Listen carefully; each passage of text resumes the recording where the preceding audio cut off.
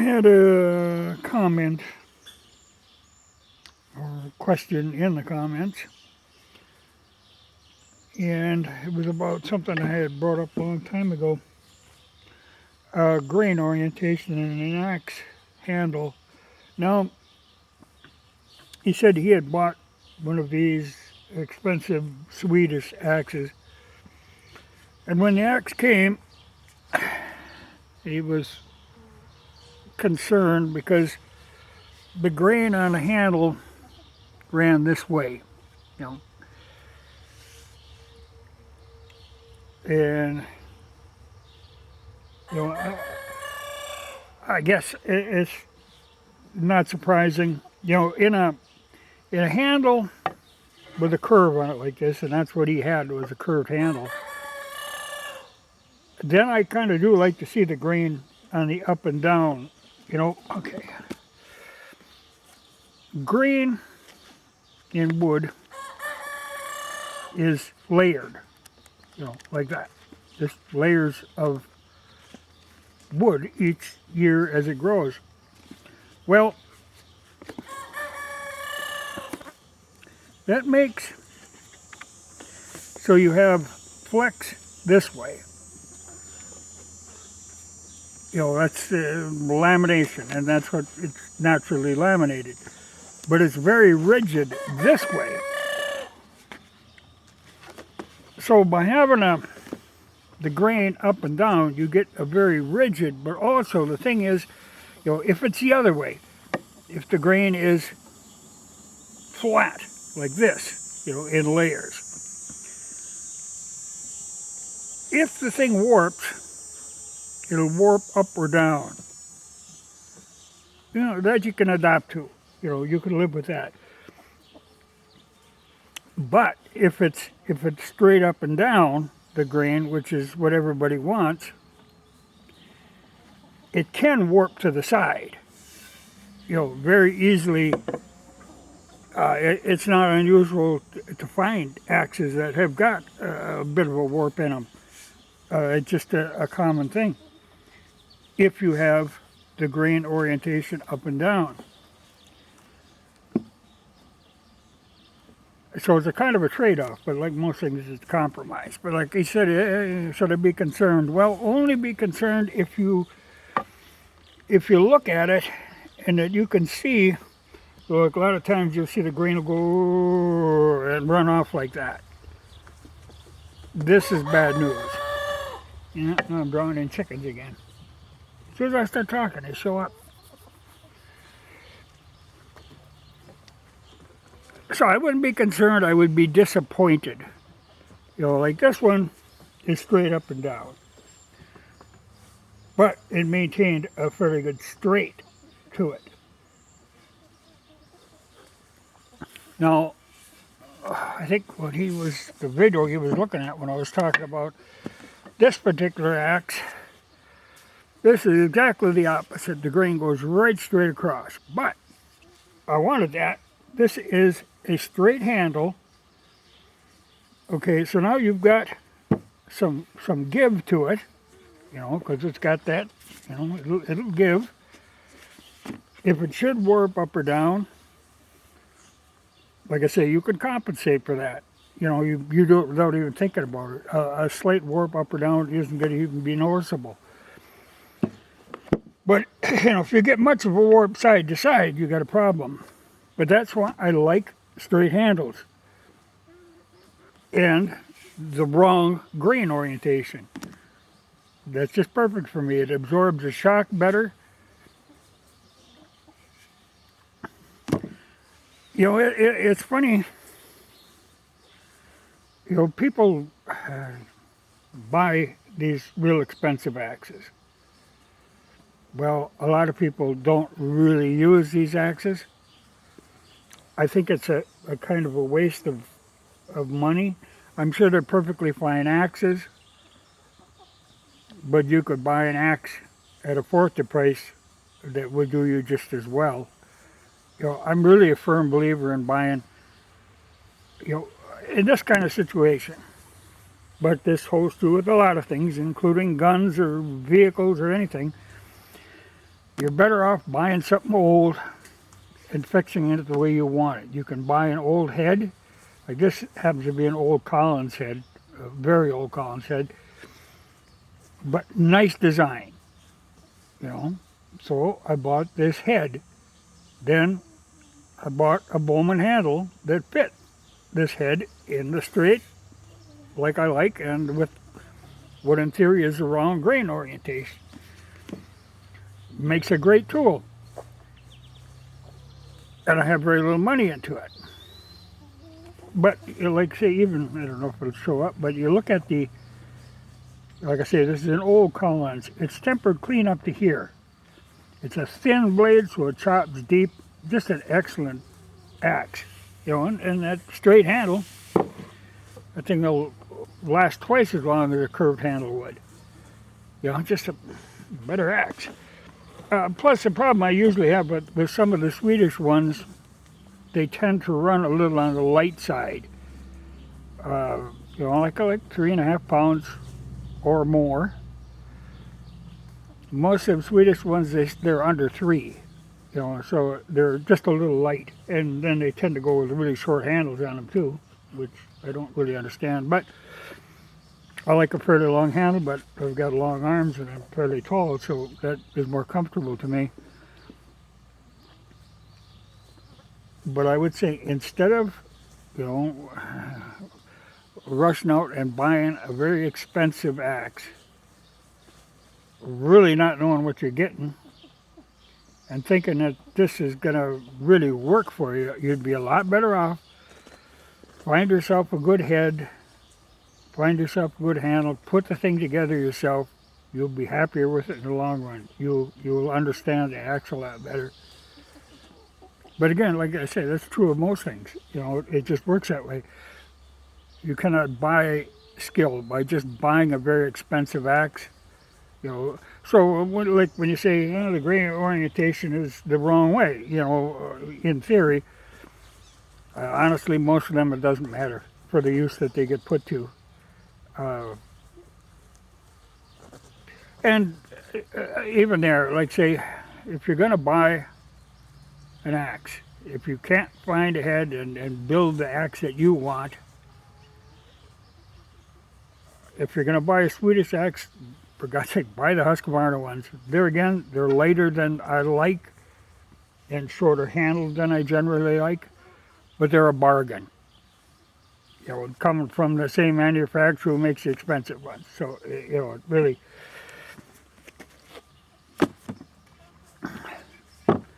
But the heads to look for, if you're going to go through the work of actually building an axe, are the Kelly True Temper. This is a Kelly Perfect.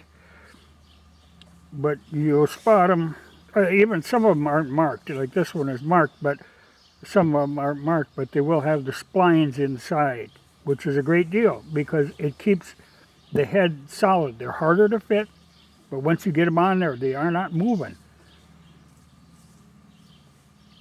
But Kelly made a lot of axes for other companies, you know, so you can run into that splined inside, you know, and not have a marking on it, because I've got some of them. But you cannot go wrong with an old Kelly or an old Collins. You know, I've never had plums. I don't know, you know, I've had a plum, I guess, a hatchet or a broad axe at one time, but I just don't run into them. But I do run into the Kelly, and I do run into some Collins. But there again, like I say, the old stuff. But that's just the way it is. And I do like the Bowman handles. Have been really good handles for me. And that's the thing too. You can't expect, like if you order a handle, you're probably going to be disappointed in this. You don't know what you're going to get. I'd really like to be able to go into a store, look through the handles, and I've got quite a few handles on hand that I bought just because, you know, I always look at them and say, oh, this is a good handle. I'll have that, because I can always find a head someplace. But it's the handles that are hard to find, a really good handle. because they aren't something that people can control, the manufacturer. You know, you're dealing with a natural product. So, you know, I think you're going to see in the future more. I think some of the bamboo handles now will come, that they're laminated, you know, in that same theory as layers in a book. And I think you'll probably see more of that because they're really running out of the old growth hickory. You know, it's getting a little scarcer. Well, the same with walnut stocks on guns. You know, they can make a synthetic one a lot cheaper. But you can laminate materials and make up an axe handle, and I think you'll be seeing more of that all the time. But I really, I like regular old hickory.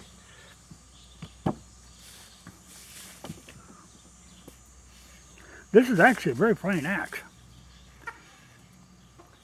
You know, I've got a few Collins, and they're okay, the older ones, but that's just how it is. You know, like I say, old. Always get something older.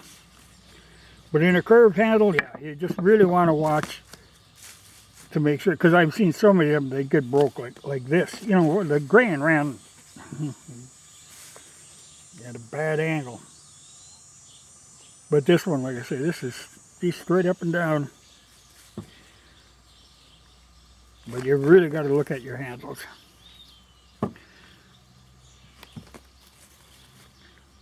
But I really would encourage somebody, if they want an axe, rather than spend $200, pick yourself up a head. You know, even if you have to pay $40 or $50 for a head, which can happen now, you know, it's gotten to be a thing. You can buy a handle for $20 at the most. I don't think I've ever paid more than that. You know, most of them are in the like $12, $15 range. But that's where, like I say, you really want to pick your handle out. And you got to be kind of careful. One time I bought a handle. It wasn't a Bowman, it was a different brand. I'm trying to think of what the name of that was. Yeah, probably shouldn't say it anyway. But I looked this handle over pretty careful, and I thought, okay, this looks pretty good. And then I get her home, start stripping the varnish off because it was varnished, and there was a label on it. And under the label was a knot. Now, to me, this was not, I wouldn't have bought this handle if I'd have known that knot was under there. Link, that was what it was. It was the link. But there was a lot of places they could have put that label, but they happened to put it right where that big knot was. So that kind of annoyed me. But I fixed an axe with that one and gave it to my brother, so I don't have to worry about it. Now, like say this one, this is a Bowman handle, but it's for the little hatchet one. And I picked it up one day just because it's good to have them on hand. Now this runs kind of kittywampus, you know, at an angle. But it's got a fairly tight grain, which means older growth. And on a hatchet, it doesn't really matter. You don't have the length that any slight amount of warpage is going to make a big deal of difference. So I figured, yeah, you know, this will be fine for that. But then I do have to get the varnish off. So the regular ones, they don't really come varnished, but the hammer handles and stuff, they got varnish on, so that's got to go. But like I said, don't jump into buying an expensive one. You're a hell of a lot less likely to chop your foot off if you build the axe. If you just go buy an expensive one. But no, like I say, as far as concerned, I wouldn't be concerned. You know, the thing people got to remember, you know, like say now, this has got the grain so that it's got flex this way. In theory, the minimum amount, because it's, you know, pretty big handle. But the handle is simply to guide the axe. You aren't forcing the, you know, working that wood, you know, that axe through the wood. It doesn't work that way. The handle is just to get the momentum up and guide the axe, but you let the axe do the work.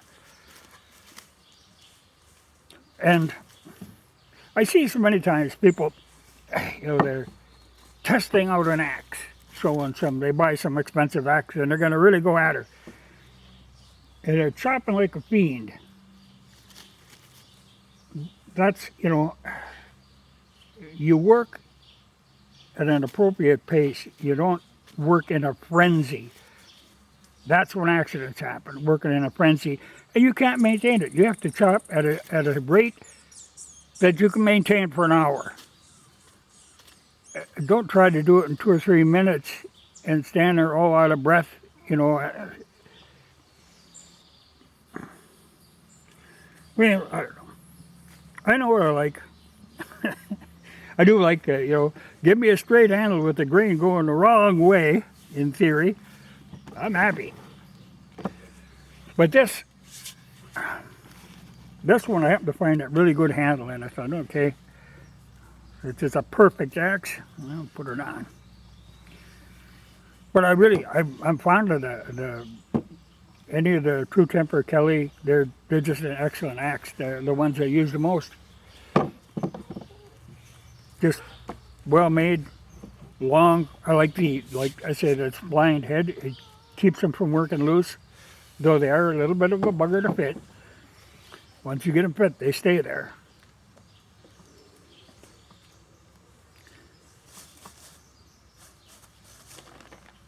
Yeah, I got to do some other pine tar, and I'll put another coat on these. I got a good sunny day. It's a good time to do it. Got a few other things, some pitchforks and stuff that need to be pine tarred again. Then I can see this one, she's starting to wear right here. Good axe though. But this is old Collins. You can get something old in good shape. As far as heads go, that's a good place to start. Some of the new ones, it surprises me. Like I say, I like the Husqvarna ones, but they're a light axe. They're fine for these bushwhackers, but if you're actually doing some serious work with it, you really want a little heavier axe and a little longer handle, depending on your size, I guess. But the Husqvarna ones are still a bargain. I wish they would come out with something, you know, when I go in there, they got all the splitting axes and hatchets and the carpenter's axe, which I do like, which is a very handy tool too. And that's got a decent weight to the head, and I've always thought about taking a carpenter's axe and modify it, put a decently long handle on and doing a little, you know, they got a flat blade, but you can kind of bevel her a little bit. You can make a good Husqvarna axe out of that. But don't be too quick to buy the best, you know, right off the shelf. Because like I say, you really can't buy skill. It's a lot better off. You're a lot less likely to harm yourself. You're going to be a lot happier with the axe in the long run if you put the thing together yourself. And you learn something along the way. And you won't cut your foot off.